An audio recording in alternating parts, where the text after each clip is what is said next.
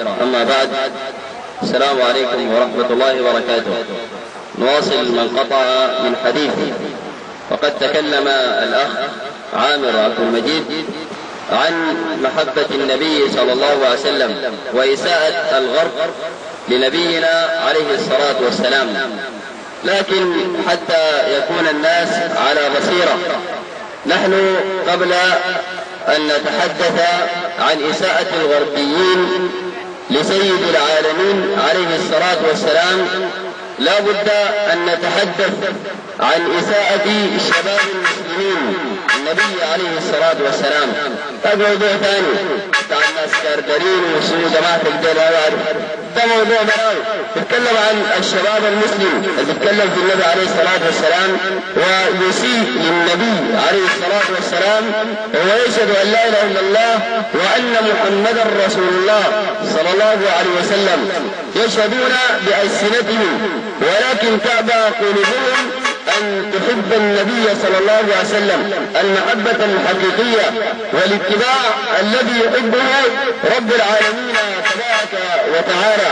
لا بد أن نتكلم للناس بالوضوح. الأمة الإسلامية تحتاج لدعاة ناصحين يتكلموا بوضوح بصراحة وينقذ الأمة من الضلال ومن هذا القاع الذي ذهبت إليه الأمة الإسلامية إلا من رحم الله تبارك وتعالى.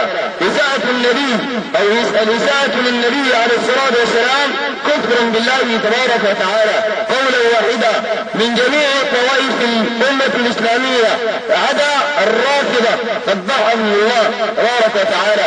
اجتمعت الأمة جماعة على أن من سب النبي صلى الله عليه وسلم كافر بالله مرتد يقتل ولا يستتاب.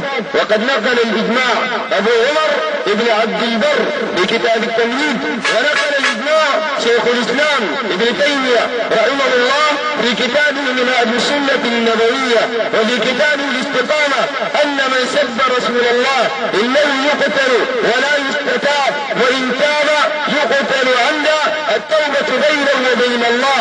أما الإمام والسلطان لا يقبل توبة السب للنبي عليه الصلاة والسلام. والمسبة أنواع، هذا موضوع هذه الكلمة الصغيرة هذه العجالة. الإساءة للنبي عليه الصلاة والسلام أنواع. النوع الأول الشتم والسب باللسان، وده طبعا عند شباب المسلمين ما موجود. واحد يسب النبي عليه الصلاة والسلام بلسانه ينتقص من قدر النبي عليه الصلاة والسلام ويتكلم في أخلاق النبي صلى الله عليه وسلم بالبداءة وبالكلام الفاحش البذيء، فإن هذا لا يوجد عند شباب المسلمين إلا ما ندر. وأن ينتقص الإنسان من شكل النبي صلى الله عليه وسلم كأن يتكلم في صفته الخلقية التي خلقه عليها رب العالمين تبارك وتعالى، وهذا لا يوجد عند المسلمين إلا ما ندر وإلا ما شذ. الأمر الثاني من مسبة النبي عليه الصلاة والسلام عدم اتباع سنته. انظر إلى الشباب حولك، أهل الشباب شباب المسلمين وأهل البنات بنات مسلمات أبوات المسلمين ووجد عين قريب بس ما تشبعي شنو الزول المطبق سنة النبي عليه الصلاة والسلام. إذا واحد بيجان شفتات ربنا ابتلانا بهم إذا يبعد ولجل بيقول مش نوع فاتكلم فيك اتباعتك. انت مش سبيت النبي عليه الصلاة والسلام اتكلم فيك اتباعتك يا وسخ. تعرف ايه نفسه على الكلام ده؟ سميت واحد بجاي حالي كيف انا ما اعرف يقول لك الجماعة دول ما عندهم موضوع، انت عندك موضوع صح؟ انت راجلين موضوع تقبله لا بيقول لك المجال والقرآن الكريم والنبي عليه الصلاة والسلام قال من سنة النبوية انت تضعف بتمش بعدين العاقبة تكون عكسية يوم القيامة لسورة المطفلين. قريت المطفلين الشغل العاقل البدع ده قريت سورة المطفلين ما قريتها لأنك انت ما مستعد تقرأ القرآن أو تعرف حاجة عن القرآن الكريم.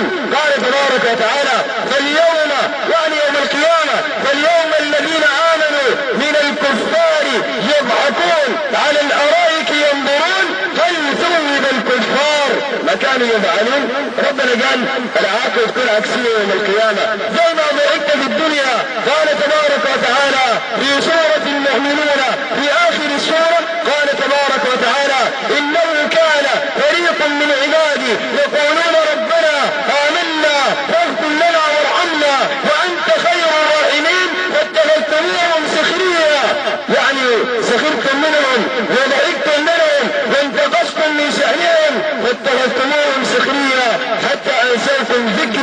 وكنتم منهم تضحكون إني جزيتهم اليوم بما صبروا أنهم هم الفائزون إلى آخر الآيات. والنبي عليه الصلاة والسلام ربنا تبارك وتعالى يتولى نصرة النبي عليه الصلاة والسلام في سورة التوبة.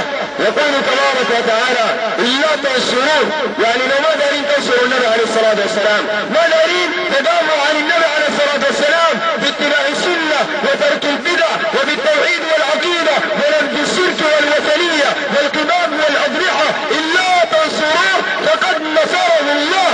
ربنا تبارك وتعالى يتولى نصرة النبي عليه الصلاة والسلام. أقعد تتخيل إنك يعني النبي صلى الله عليه وسلم محتاجك أو رب العالمين محتاجك؟ كلا وألف كلا.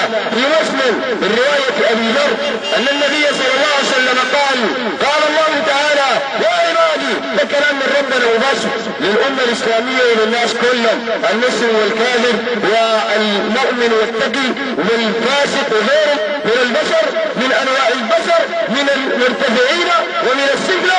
يا عبادي لو أن أولكم، ربنا يحتاجك، انت ما دار تخلي التنبات، انت طالب مصر تسلم التنبات وتشرب السجاير وتخش السجنور بتاع الموبايل ده، تخش تجايل جوا الفيسبوك، تجايل جوا ولاجك قاعد تلقاها كده نايم وبك بس انك ساعتين تديك سنزوت، ما من اي فايده. خاص الفيسبوك الشغال شنو؟ والله عندي محادثه مع صاحبي، تجي بعد المغرب تلقاه يتكلم، تجي قريب صلاه الصبح الجوال، انت ما عندك شغل عليه؟ انت صليت العشاء؟ ما صليت. صليت الصبح؟ ما صليت، لانه من الشغل امبارح مع صاحبي في الحته الفلانيه بنتناقش لنا في الموضوع، ده لو ما كان بيتكلم معاه واحده من البنات، بنات طاشات والله ما عندي يعني زول مسؤول مني الا من رحم الله تبارك وتعالى. والتسعين من براجي الشوارع، بنات عريانات ولقطات وجدعات في النداء البيراني وعلى الشباب تحت العمدان وفي ابواب الدكاكين، شارع يعني يمدى لها الجميل، وبه سأل النبي عليه الصلاة والسلام. ربنا ما محتاج لك ولا محتاج للمرأة المتبرجة، والتنية المتبرجة مش دارت خلف رب العالمين يوم اسمه يوم الموت، تقال ما بتموتوا دارت تعيش الانسان في الدنيا، تعيش عريانة كده وارد تعيش الأبد بدون كل واحد اسمه لك الموت حايم والله بالبلد دي 24 ساعة. ده لما يجي عنده ساطور معاه والله قد بده في الراس، زول بيقدر ينجيك منه ماضي، لا الشاب اللي معاك ولا صاحبتك اللي قاعد معاه ولا ود الجيران ولا ود العيلة ولا في زول بيقدر يعمل لك حاجة زي ما قال ربنا تبارك وتعالى في خواتيم سورة المنافقون. قال تبارك وتعالى ولن يؤخر الله نفسا إذا جاء أجلها، لما يجي الموت وتنزل بالإنسان سكرات الموت لا يستطيع أحد من الناس أن ينقذه، وكثير من الناس يندمون ويتندمون ويتأسفون غاية الأسف. وبعدين الندم ما ينفع، ووجد الندم ما ينفع. كلام اللي بتسمع المكان ده الكلام اللي بينجيك يوم القيامة، ده الكلام اللي بينقذك يوم القيامة. ربنا قال في القرآن الكريم، ده قرآن كلام الله تبارك وتعالى، والأمة لا بد ترضى القرآن. داير طريق سعيد، داير تموت شهيد وحميد، عليك بكتاب الله تبارك وتعالى وبسنة النبي عليه الصلاة والسلام، حتى إذا جاء أحدهم الموت قال رب ارجعون. كلمة البطح السرير، الواجد كل الأمة حتموت واحد واحد، لكن الموت بيختلف. الموت بيختلف من الإنسان التقي ومن الإنسان الفاجر، من الشاب الملتزم ومن الشاب الفاسق الذي لا يعرف إلا الشهوات ولا يعيش إلا بالملذات. دعا الكثير من الشباب همه من الدنيا الطعام والشراب والملذات، يأكلون ويتمتعون كما تأكل الأنعام والنار مثوى لهم. ربنا قال كده، قال ياكل زين بهاي بس فترجع يسعى ما ياكل. انت ما يريد تسعى اذا كان ذلك في الثاني بس. ربنا قال كلوا من الطيبات واعملوا صالحا. الشيء ده بعد شريك استغفرت ربنا؟ لا. صليت على نبيك صلى الله عليه وسلم؟ لا. وين الفطور؟ وش يفطر عشان ياخذ له باطل في الشباب فيسبوك؟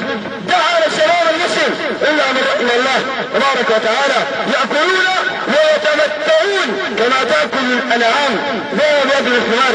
الحمار بيخبر بيتغدى وبيتعشى ويتوضى بالليل برضه يتسحر، ولا كثير من الناس حالهم حال الحرير، والحرير احسن منه. ليه؟ وناس الحرير احسن منه في البلد دي. وذكر ابن القيم كتب كتاب عجيب اسمه فضل الكناني على كثير من لبس الثياب. لكن جاي ناس بنطلون وقميص عامل فيها الولد الظريف، امير الطلبان ده احسن منك انت عادي. الزواج يسبح النبي عليه الصلاه والسلام نهى عن قتل الدب وقال ان نطيقها تسبيح، يسبح رب العالمين. وتقول هاتوا ساكت ونسال الكلام ده عند الوشيه، قال ده ما عنده موضوع. هنا يتكلم عن النبي عليه الصلاه والسلام ودير سب النبي صلى الله عليه وسلم، بدل يغضب وينتصر النبي عليه الصلاه والسلام يقول له ما عنده موضوع. انت اللي عندك موضوع. انت لو قام النبي صلى الله عليه وسلم بيجلدك اول واحد. في ناس جلدوا النبي عليه الصلاه والسلام، وجلدوا عمر رضي الله عنه، وجلدوا ابو بكر وعثمان بن عفان، وكل كان بيدعوا الاسلام. على كل يقول رب العالمين حتى اذا جاء احدهم الموت قال رب ارجعون، ارجع للدنيا. ماشي عندك امتحانات؟ لا. ماشي تبني لك اوضه؟ دار تعرس على ذاك الميدان؟ لا. دار تعمل شنو؟ لعلي اعمل صالحا فيما تركت. يلا دار امشي الدنيا عشان اصلي لي ركعتين بوجه الله تبارك وتعالى. الملك عنده درجه، والله ترجع يديه وعده يقول له يوم بلاش معك ترجع. كلا انها كلمه هو قائلها ومن ورائهم برزخ الى يوم يبعثون. ما في رجعه للدنيا ابدا يا راجل. على كيف تكون منتبه وتكون مستعد.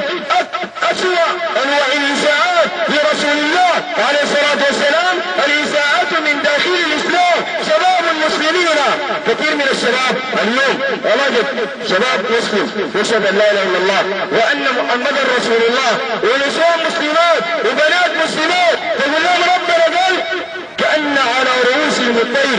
والله زي بنتبه ما إلا من رحم الله. تقول لهم النبي عليه الصلاة والسلام قال زي بيجيب لك خبر راح.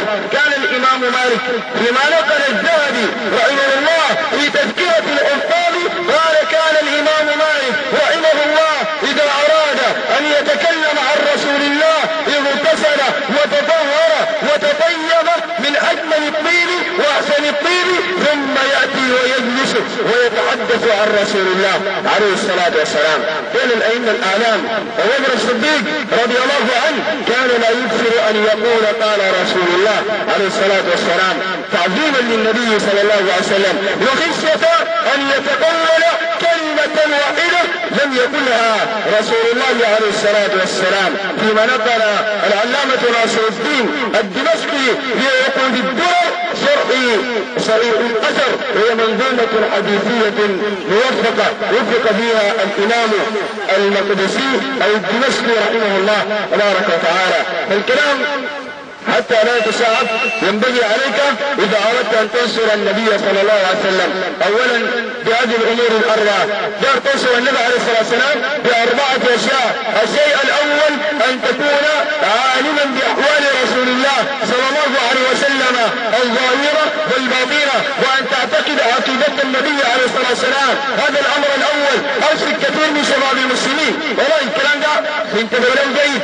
أرسل لك واحد شاب مسلم ولو تعالى أخينا النبي عليه الصلاة والسلام اسمه وريث النبي عليه الصلاة والسلام بالكامل وأولاد النبي عليه الصلاة والسلام وزوجات النبي عليه الصلاة والسلام.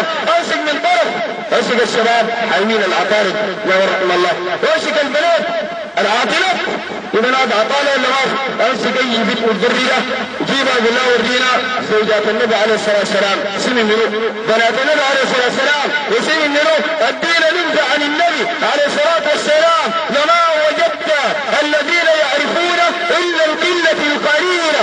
حاجة بسيطة راجل ما تعرف النبي عليه الصلاة والسلام أشهر بعدين بتقول يا رب رسول يوم القيامة تعالى شوف عن اللعيبة آخر دور اشتروا منه يقول لك والله واحد اسمه كاكا وقالوا يكوكك بكريز في راسك لا من تعرف الله الله وصلك كاكا الله وصلك ميسي واحد قال كاتب ميسي ورا ما لاقي له خليله كتبها بقلم حزب ميسي وقالوا